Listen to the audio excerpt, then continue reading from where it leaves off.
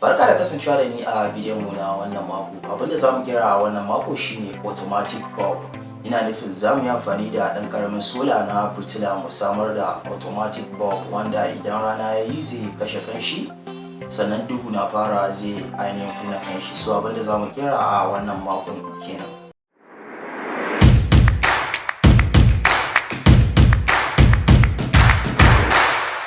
So ga mun fuskanci aikinmu na wannan mako, ka kamanta ka danna mu arewa fasaha subscribe sannan kuma ka ba mu like.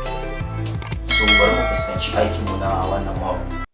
So abinda zamu fara da shi, zamu fara da LED. Zamu gyara kafafuwan shi kamar haka. So zamu yi amfani da LED guda 4 ne, sai mu connecting nasu kamar haka yanda kuka ga ina connecting ɗin nan nasu.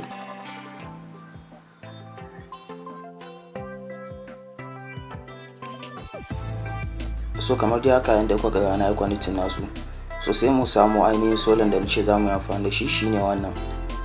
So zamu sa mai glue wanda zamu ɗauko wato bulb sannan da muka yi connecting, sai mu wato sa shi kamar dai haka inda kuka ga na ɗora shi nan.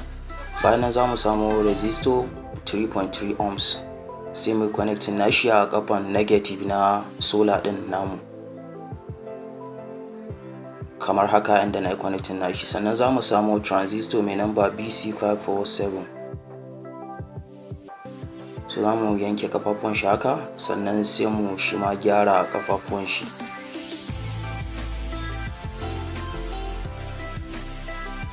So bayan mun gama gyara kafafun nashi, za mu ɗauko shi mu kawo shi ainihin jikin solar panel ɗin namu, inda za mu yi connecting ɗin kafan base a jikin resistor ɗin da muka fara sawa a jikin negative na solar panel din.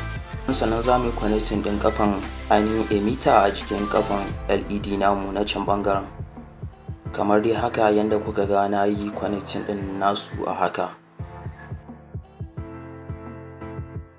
So bayan nan za mu kawo wajen waya mu yi connecting nashi a kafan positive na ainihin solar panel dinmu da kafan LED na nan gefen kamar haka. Sannan za mu kawo negative wato bakar waya mai connecting nashi a kafan transistor wato collector da ya rage kamar dai haka yanda kuka ga na yi connecting din nan nasu a haka.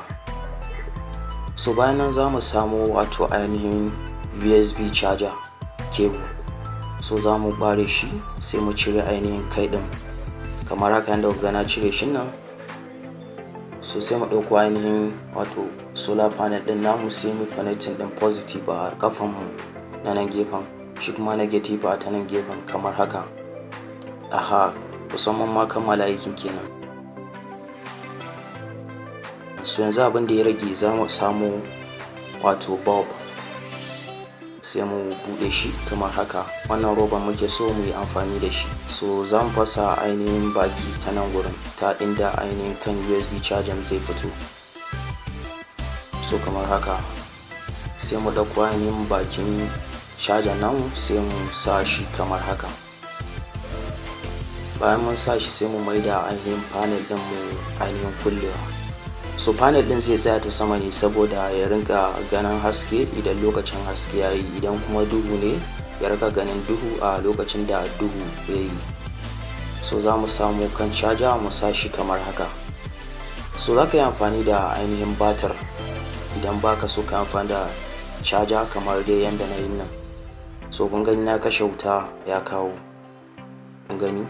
So da ya ga haske zai ɗauke, da ya ga irin duhu zai kawo. So yanzu ina haska mai fitila zai ɗauke. So haka zai ci gaba da aiki ko da a waje ne ka sa shi. So wannan shine automatic bulb din da nake muku magana za mu kira a wannan mako, wanda bulb din na la'akari da dare yayi ne ko kuma rana yayi ta hanyar wannan solar da kuke gani a nan gurin. Idan kana so ka rika kasancewa da mu a kowane mako, to ka manta da danna subscribe sannan kuma ka ba mu like idan bidiyon mu na wannan mako ya burge ka, sannan za ka iya comment da mu a bangaren comment. Sai na ga ku a mako na gaba. Na gode.